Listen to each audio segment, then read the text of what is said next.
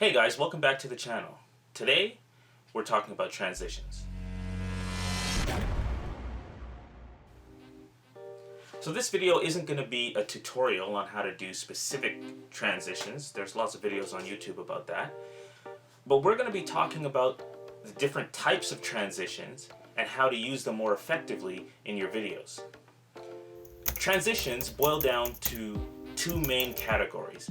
You have transitions that stand out. I'm going to refer to them as stylized in this video.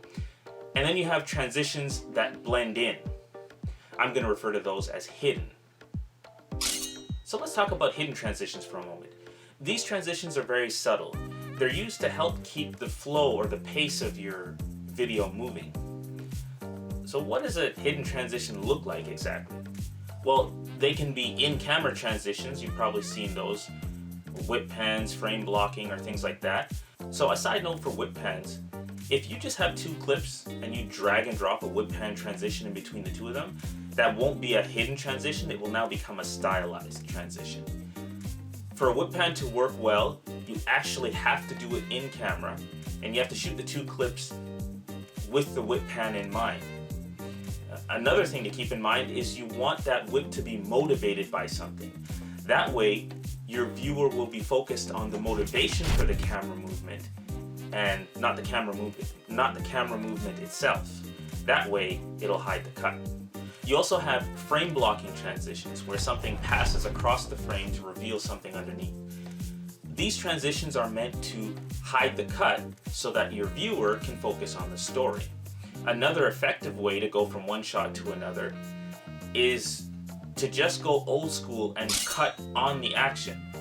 So that means you have an action or emotion started in one shot and then it's completed in the second shot.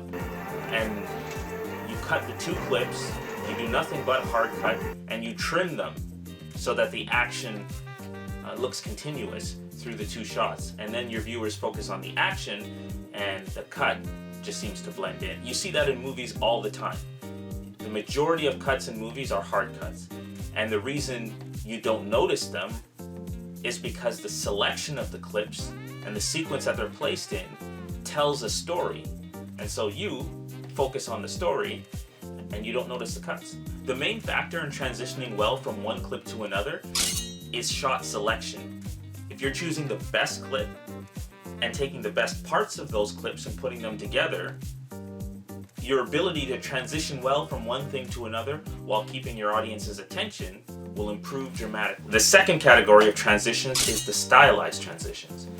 These are the very flashy ones. They call attention to themselves. There's no hiding the cut here. And you've probably seen them all the time in travel videos, those zoom ins and zoom outs and everything spinning and whooshing all across the screen. Because these transitions call attention to themselves, they inevitably take the focus away from the story. That's because you have an emotional attachment to the story, but not so much to just some cool looking visual. So does that mean that there's no place for stylized transitions? You should just throw those transitions out the window? Well, no. Those transitions are just tools in your storytelling toolkit. For example, if you have a moment in your video that you really want to stand out, you're building up to it, well, that might be the perfect time for a stylized transition because it's going to call attention to that particular moment in your video. If, however, you had those transitions throughout the entire video, then nothing would stand out, right? Think of it like a highlighter. If you're studying something, you take a highlighter and you highlight a key sentence or phrase because that's important. You want that to stand out when you're reviewing. You want to be able to pick that out. But what would happen if you highlighted the whole paragraph? Well, nothing would stand out. It would be exactly the same as if you didn't highlight anything. The only difference is you'd have a yellow paragraph. So those are the two categories of transitions. If you look at any of your transitions in your film, they're going to fall into one of those two categories. Either they're going to call attention to themselves, or they're going to be barely noticeable so that you can focus on the story. It's up to you to choose when to use what particular transition. What will help you choose that is understanding what the objective of your video is. If you want a video with just cool visuals. For instance, maybe you're putting a highlight reel together. Well, cool visuals and showcasing what you can do is exactly what you want. So something like that would be a good place for some stylized transitions. Even so, anything can be overdone. So you want to make sure that you're not overdoing it, you're not just adding all of these things. But like we mentioned before, these are tools to help you tell a story. So when you're working on a specific project, pick the right tool for that job. Don't feel that you have to throw everything that you know about filmmaking into every single video.